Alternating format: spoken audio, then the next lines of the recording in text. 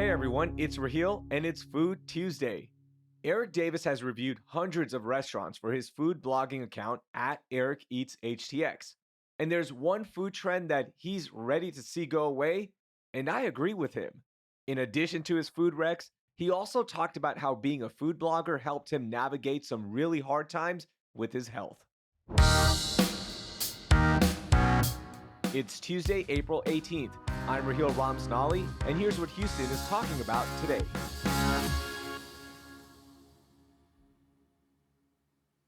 Eric, welcome into CityCast Houston, man. I'm a huge fan. I kind of hate you because my Twitter timeline, my Instagram timeline is constantly blown up with delicious food spots because of your account. So I'm always hungry, man. I'm sure you get that a lot. Yeah, every day, every single day. So, Eric, how did you get started with the account? About a little over 4 years ago, I just randomly made an Instagram page. Now, I always been into food and posting it, and I used to post it on my Twitter account, my personal Twitter account, and stuff used to go viral. So I was like, just make a page. That's really cool. So, when you first started, it wasn't a career, obviously. Were you working back then as well, or? Not at that time for simple reason. Not too many people knew at the time, but I was on dialysis. Mhm. And I wasn't like working at that time, so I had too much time on my hand, so I just started, going to restaurants that I thought was interesting, and I just kept doing it, and here we are now. So, did that help you during that stretch when you were going through your health issues? It definitely helped. It kept me busy for sure. I always love food, so it was just a thing that I can keep my mind on and keep doing. So now you have over 246,000 followers Yeah. and the growth is continuing till this day. Is it different when you go to a restaurant now and you're eating out? Are you constantly getting recognized? Oh, yes, definitely. Especially now, um, every it's like almost every place I go to, somebody recognize me. I'll be like, oh, they'll recognize me from my voice, which is probably the most that people recognize me from because they say I got an accent, but I don't really be hearing it. So is there like added pressure when you're at a restaurant? People like, oh, okay. I wonder what Eric's gonna say about this because he's here, I'm here. Like, are they kind of watching you order as well? The funny part is when people recognize me, is usually at a restaurant that I already posted. So they'll come up to me like, "Oh, I came here because of you," or stuff like that. That's awesome, man. We've seen how influential Instagram can be in helping restaurants out. There's so many stories when somebody posts about a restaurant, it blows up and it helps that restaurant out. It saves them sometimes. Do you have any moments like that where something you've posted has helped a restaurant out? At least once a week. Wow. Just like I can't remember who I recently posted. It was with like the peach cobbler tacos. Yeah, that's went a little crazy, and they then sold out the restaurant the next day. I was like, okay, yeah, That's really cool. That's the positive side of social media. We love seeing that. yes, Okay, Eric, you put out a lot of content and it's tough to go through every single thing. So I'm going to pick your brain right now okay, and get your best recommendations. Okay. okay, All right. So, right now, what are your top three restaurants for our listeners to try? okay. It's kind of hard. Okay, I'm gonna go with Danieletti. I don't know if you ever heard of that. It's a Mexican place. Hmm. They just opened a second location in the Heights. Yeah, it's amazing Mexican food. You definitely gotta check it out. I will also say Chop and Block. Oh, yes. That's good.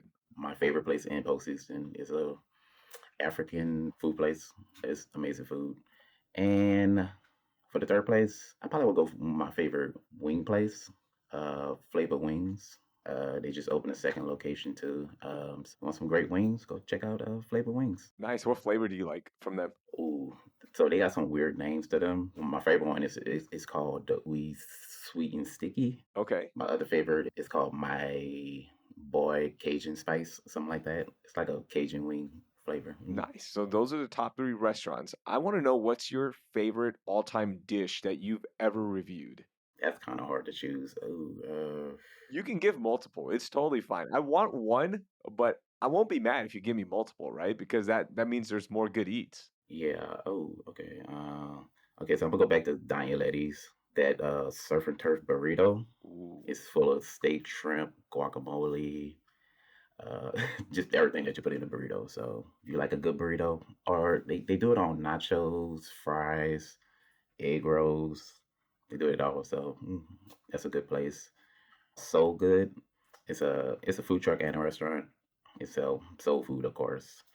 That catfish, shrimp, or fried chicken combo with the spaghetti and mac and cheese. I promise you, it'll put you in a coma, but it's worth it. It's worth it. I can get you one more. It's called 1929 Po' Boy Kitchen. It's located in the Lyric Market downtown, and it's a dish called yakaming. It's basically like ramen or pho, but it's popularized in New Orleans. All right, I like that. You've been around the Houston food scene for the last 4 years, as you mentioned, running this account. You're going to so many cool places. You're meeting so many different businesses. But what's one food trend that you think needs to go away? I would definitely say hot chicken. Everyone's doing hot chicken now. Yeah, it's like oversaturated at this point. Yeah. So And it's so funny, everywhere you go, you try it, and for me at least, I always come back to Miko's. Like, nothing beats Miko's for me. see, yeah, that's my number one. Yeah. Yeah, so, like, I've tried all the places because I love hot chicken. It's a good item, it hits a spot, but nothing just captures that magic of Miko's. When Migos first opened, I was literally like their first customer. Wow, first customer ever? That's pretty cool. So look, you're constantly looking at so many food trends online, right? In the Houston food scene, what's one trend that needs a little bit more shine? I would say oxtail. Okay. Yeah, I mean it's been going crazy, but not as more popular as the hot chicken or the smash burgers. Yeah, I would say oxtail.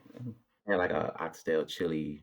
I mean Philly cheesesteak. Ooh, that sounds good. Yeah, that was amazing. That's Do I, you have yeah, would you have an oxtail recommendation for us? I would say go to Jamaica Pondy Road. I recently just posted it on Twitter. I would also say the 1929 Po' Boy Kitchen. You could get the oxtail and the yakamane too. So Ooh, okay, that's a good combination that we need to try. Eric, these are some awesome recommendations. I can't wait to try them out, and I love seeing everything that you post and all of your success. It's been so much fun to follow as well. You briefly hit at this, and you talked about starting the account and it helped you through dialysis. You recently actually got your kidney replacement, and I'm just curious more than anything, like what was that process like? How long did it take to find it, and what was the procedure till now? all this started in like 2011. So I was on dialysis for like 11 years, and I've been on the list for that long as well. So it took a while. I've been on it since I was 19. So it was very young. And I got the call, I would think it was like a day before February 1st. And I got the transplant on February 1st. And I was in the hospital for like a good month. Wow. I didn't come in until like March 1st or something like that. So, I mean, it's that quick, right? They go, "Hey, look, Mhm. we found one for you, and you're going into surgery tomorrow, and here we go." So, how's it been now that you are now a couple of months removed and you're back to posting, you're back to working on the account? What's life been like and health been like? I always like to say that I got my life back, if that makes sense. I mean, I got used to it, but who the heck want to wake up at 4 o'clock in the morning, How often were you going? 3 days a week, Monday, Wednesday, Friday for 4 hours? So you wake up at 4 a.m., get to the dialysis clinic by what, 5 o'clock? Mhm. Yeah, because my time was at 5, so and I sat on it for 4 hours, but I did that for a reason, so I wouldn't waste my whole day there.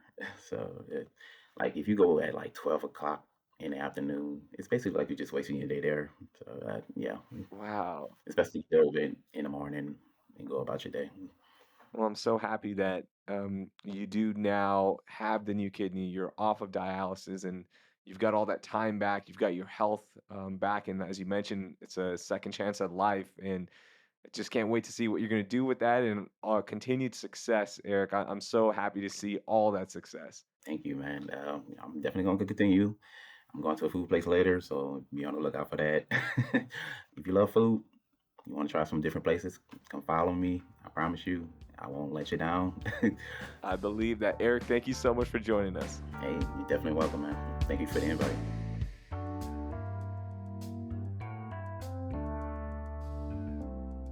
That was Eric Davis. You can follow him on Instagram, Twitter, and TikTok at Eric Eats HTX. Before we go, we always knew allergies were bad here in H Town, and well, it is official. We are an allergy capital, according to the Asthma and Allergy Foundation of America. A lot of factors went into naming Houston the 12th hardest place to live for people struggling with allergies, but the biggest factor was, well, you guessed it, the heat. And specifically for this year, the warmer winter had a really big impact on our allergies. That will do it for today. Thank you for listening. I'm Raheel Ramzanali, and I hope you learned something new.